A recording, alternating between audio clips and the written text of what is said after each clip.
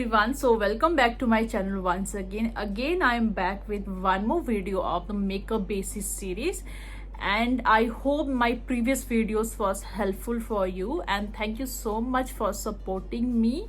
So today we are going to talk about the Keiki foundation and flawless base. Now Keiki doesn't mean look like cake and all.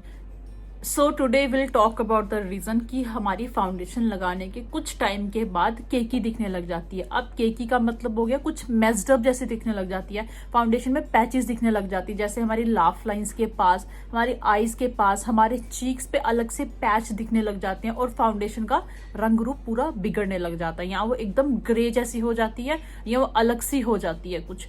सो वो reasons क्या होते हैं, उन reasons को हम कैसे stop कर सकते हैं। बेसिकली फाउंडेशन लगाने के बाद, मेकअप लगाने के बाद it should look like this.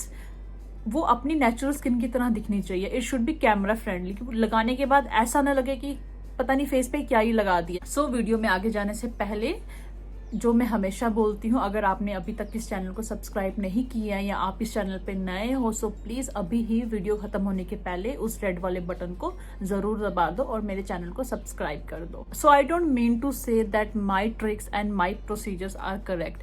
ऐसा बिल्कुल भी नहीं है। Makeup is totally subjective. हाँ, अगर if you are satisfied with your style of doing makeup, with your techniques, then you can continue with them. But here I am sharing my few experience and my few steps.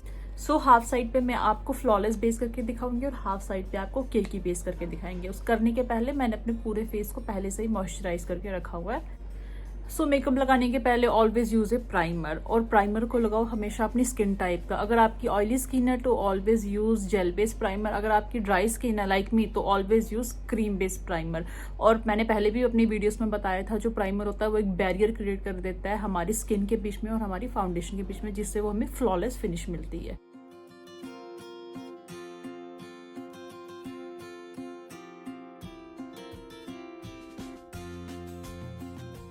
सो अभी मैंने primer लगा दिया और मेरे pores के बीच में वो अच्छे से ब्लेंड हो गया। और मॉइस्चराइजर और प्राइमर लगाने के बाद always wait for 10 to 15 minutes, let it settle down आराम से, तब भी हमें वो फ्लॉलेस बेस मिलता है। So for foundation I will suggest you to use, this is my personal recommendation, always use a liquid foundation. BB creams, stick foundations को हमेशा अवॉइड ही करो तो अच्छा है, बिकॉज वो हमें केकी अपीयरेंस देता है। बट लिक्विड फाउंडेशन में केकी अपीयरेंस आने के चांसेस बहुत ज्यादा कम होते हैं, but depend then how you use the foundation. So always prefer medium to build up coverage foundation, because उसका आप एक लेयर लगाओगे इनफ हो जाएगा। जिस फाउंडेशन की कवरेज बहुत कम है, आपको उसकी 2-3 लेयर लगानी पड़ेगी, तो उसकी वजह से क्या हो जाएगा, वो केकी लुक दे सकता है।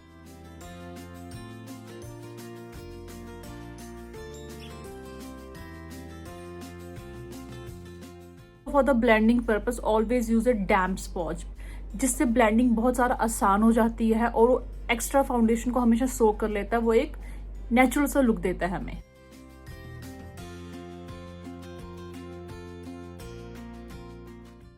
एंड ब्लेंडिंग करते वक्त एक चीज का ध्यान रखो, always cover your hair line, always cover the ends of your face, edges near the ear, jaw line.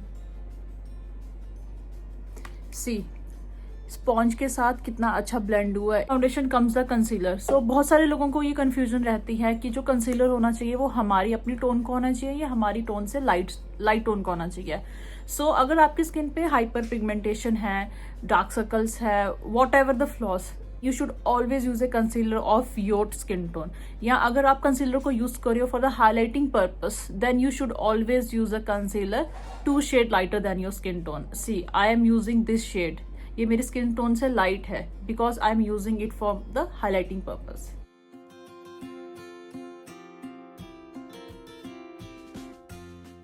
So after foundation and concealer, always use a dry tissue to take out the excess foundation and to avoid that cakey face, like this. See. सो सबसे last में आता है हमारा translucent powder. अब इस video में मैं पूरा मेकअप नहीं कर रही हूँ, कंटूरिंग, ब्लश एंड एवरीथिंग नहीं कर रही हूँ, बिकॉज यहाँ पे मैं सिर्फ केकी फेस और फ्लॉलेस बेस शो कर रही हूँ। सो उसके लिए I directly go for the translucent powder. So जो ट्रांसलूसेंट पाउडर है वो हमारे फेस को केकी लुक होने से बचा देता है। तो this is how will use the translucent powder. do not rub it, just dab it like the foundation, like this.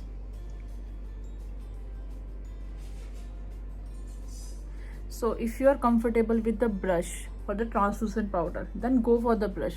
If not, then go for the sponge.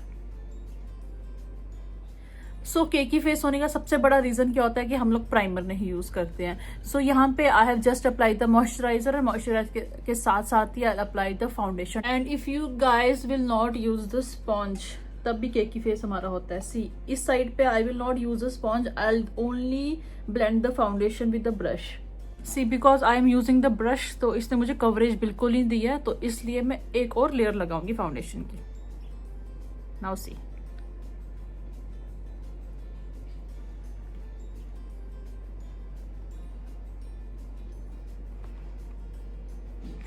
And again I'll blend it using the same method, brush.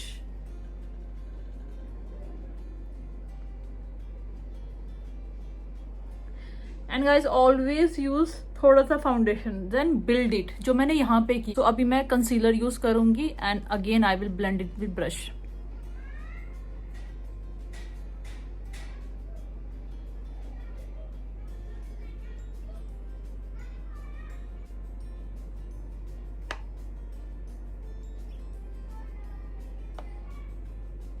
After all the blending and everything, I will not use the translucent powder over here, और ये makeup अभी ऐसे ही रहेगा. Now I'll use a setting spray on the this side. So finally I can see the difference. I can see the harsh lines over here under the eyes, and this side feels like natural, totally like my skin only.